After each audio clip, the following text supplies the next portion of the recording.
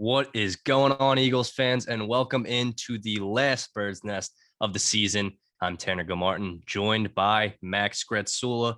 The Eagles lost to the Tampa Bay Buccaneers in Tampa in the wild card round, 31-15. It definitely did look like a 7 seed versus a 2 seed in that game. Unfortunately, Max, this is Brady's 35th playoff win. Jalen Hurts' first playoff game. You could definitely see the advantage on one side, even though the Tampa Bay Buccaneers, they didn't play their best football. They did not need to, as they went on to score 31 through three quarters. It was 31-0. Not a game you wanted to see as an Eagles fan on that screen. Let's get right into it. Which side of the ball is more to blame, offense or defense in this game? I think it's the offense. I think the offense could not get anything going. I just feel like starting out with Jalen Hurts threw the ball poorly. We even talked about it on the podcast on Bird's Nest. 43 pass attempts he threw. I said it, you said it, everybody said it. If the Eagles are going to succeed, they're going to have to run the football, and they're going to have to make sure Hurts doesn't throw the ball more than 25 times at the most. And simply put, the Eagles could not run the football. Miles Sanders didn't do much, only 6 carries for 17 yards. Jordan Howard didn't even get a rushing attempt, how poorly the Eagles were rushing the football. And it's credit to the defense of the Buccaneers. Todd Bowles is scheming up things where you're literally dropping a Dominican Sue into coverage. The guy's close to 400 pounds. This dude is back in coverage. That is crazy. So the defensive line just overpowered the Eagles' offensive line. And it's not to the point where it hurts. Of course, he was under duress, but it wasn't like plays were getting blown up in the backfield. But at the end of the day, when push came to shove, that offensive line for the Eagles, who we expected to come into this game and put up a fight, they tried their best. But at the end of the day, it just wasn't enough. Kelsey got absolutely blown over, specifically on one play by Vita Vea. And you talked about Vea being a big part of this defense last week going into this game. And Jason Kelsey looked his age, unfortunately, in this one. It might be the end of his career. And if it is, it's definitely a hell of a career for Kelsey. But the offensive line didn't do their job. And Hurts, listen, didn't play well, rushed 8 times, I think 39 yards. But at the end of the day, it wasn't enough. The Eagles were down in the hole 14-0 so early. What can you do? They just were never in it, Max, Yeah. if we're being honest here. And it's almost laughable in the fact where the game was over in the second quarter and just things weren't going the Eagles' way. And it was confusing to watch this game and go back to the antics of the 2-5 Eagles, where it's Nick Sirianni deciding to just not go along with a specific game plan or just randomly abandoning a game plan that has worked for games, the plenty of games before the playoffs. And the reason the Eagles made it to the playoffs was depending on that run game. And you mentioned it already. Miles Sanders gets a very limited amount of carries. Jordan Howard, not one carry.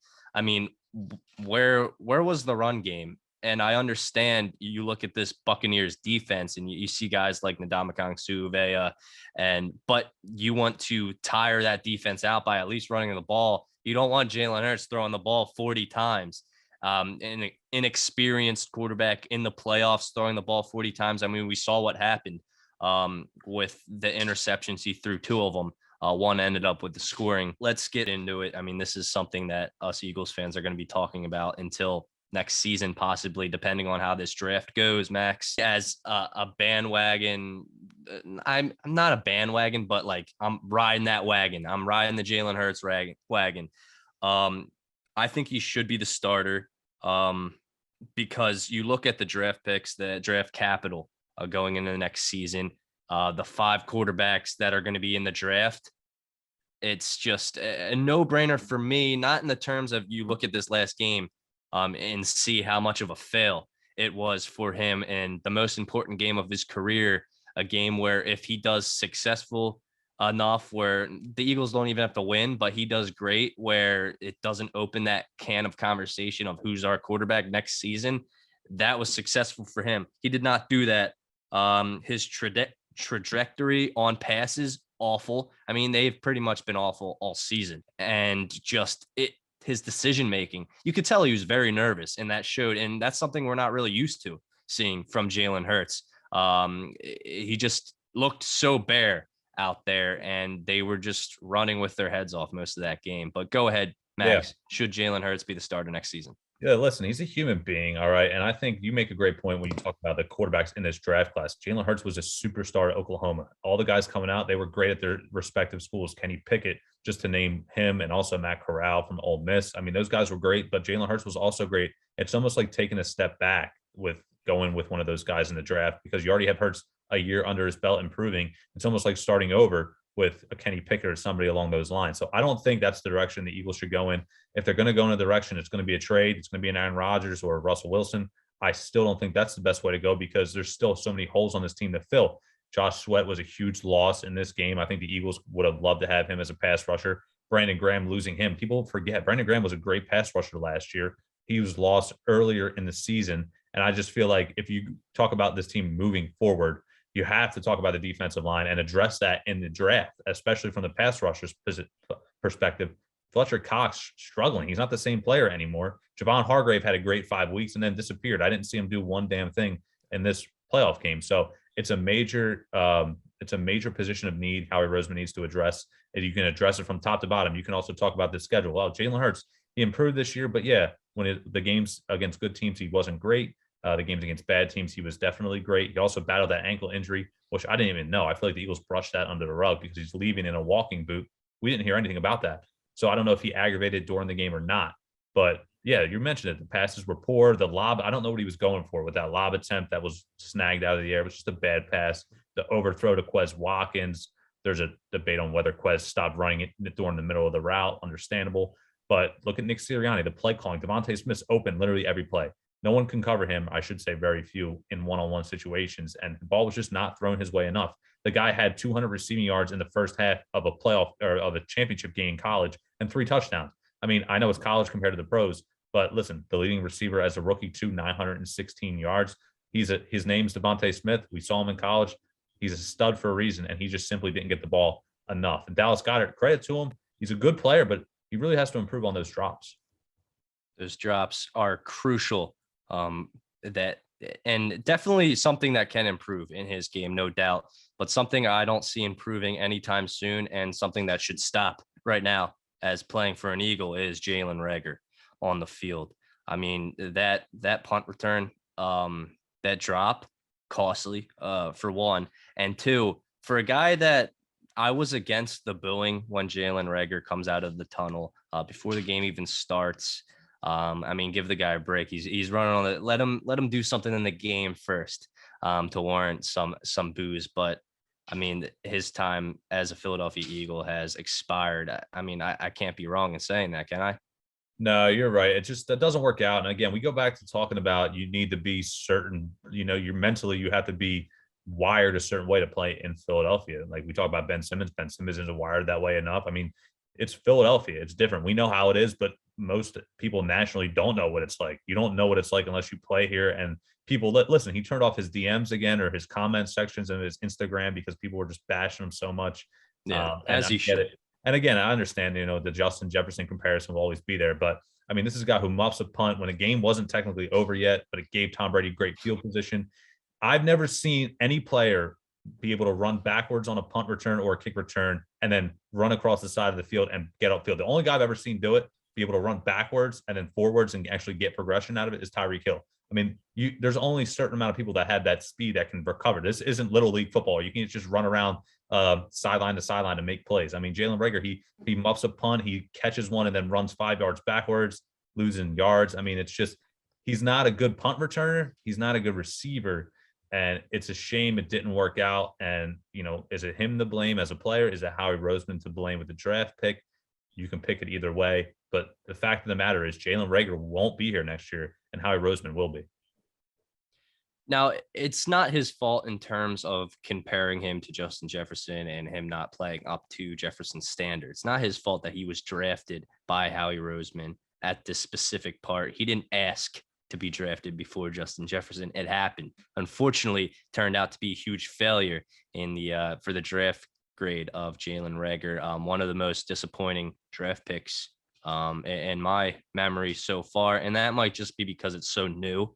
I mean, and there's a couple of guys up there on the whiteboard that are circled as being great disappointments. Hasn't been able to help this Eagles team, this offense produce You look at the Eagles team with a new quarterback throwing to just guys who are coming off the bench, not used to playing in the NFL. Yeah. And you have Devontae Smith not receiving a lot of passes in the playoff game. He And needs this more. guy needed to be saved out there. It was hard to watch him out there not getting any passes, especially with the how well he was doing Yeah. in the regular season. Max, you gotta as the Eagles, you have to get a veteran wide receiver in the room. I mean, that's my answer to these wide receiver problems, but that's not my full solution. The solution is looking at this draft class, seeing if there's any sleepers out there, which I know the Eagles think that they do quite well finding sleepers, and it turns out these guys are nothing but guys who should just be on a practice squad. But is there any other thing you think draft wise, or are you leaning towards that veteran option as well? Well, I think you have to look at the draft and talk about just the money situation. I know people don't want to hear this, but Jalen Hurts is still in that rookie deal. He's only going to get paid around $1 million next year. If you bring in Aaron Rodgers, who, let's be honest, even if Rodgers is on the field and against Tampa Bay, the Eagles still don't have the weapons or the talent around him in order to beat Tampa Bay on the road. I still think the Eagles would lose that game. So I don't see what it is, the benefit of, I mean, Aaron Rodgers is a Hall of Fame talent, but bringing him in on a $45 million contract, that limits your cap space. You're also going to have to give up those picks if you went to trade for a Russell Wilson or somebody like that. So you won't be able to have that draft capital to grab a linebacker or grab a edge rusher or somebody like that. I personally think the secondary wasn't horrible. I think Steven Nelson had a pretty solid game against the Buccaneers. A couple of pass breakups, one specifically on Mike Evans, I remember, which was a great play in a key third down situation. And also Darius Slay, who people just bat. I don't understand the Darius Slay hate. I mean, the guy is a solid cornerback. I mean, is he that Jalen Ramsey next level talent? No. But is he a lockdown, cornerback? Of course he is. I mean, I think he's very solid in his role. In the secondary, you can't say much about him. I think when you talk about Rodney McLeod, he might not be here next year. I don't think the safeties were that bad either. Linebackers tackle well. Singleton and Edwards just don't have that speed and athleticism to cover, in pass coverage, I should say, because they can tackle really well, but it's after the guy already catches the ball. I mean, they can't get there to break the pass up or anything like that. Defensive line's the key for me. Build through the trenches, and yes, sign a veteran guy in the slot because Devontae Smith's the outside receiver. Yeah, definitely a lot of positions to fill on defense. You look at linebacker, edge rusher, just a whole lot of stuff to fix in this offseason. And this, we'll see with right. Brandon Graham. And this decision on Jalen Hurts needs to be made as soon as possible. You look ahead to the draft. We already mentioned the draft capital. You have the salary cap looking to be very helpful for the Eagles that need to build. This is a rebuilding team, so we shouldn't be as surprised as maybe we were after that game against Tampa Bay. Passing got better. Crucial. Got better. I mean, as the season went on. Crucial steps for this franchise, whether they're going to go ahead and decide and those decisions help them move 2 steps forward, or they make one decision that alters, they have to go back 2 steps. All right, guys, that's going to wrap up the Bird's Nest for the season. And hopefully next time we are on here next season, we're very excited for this new look Eagles team.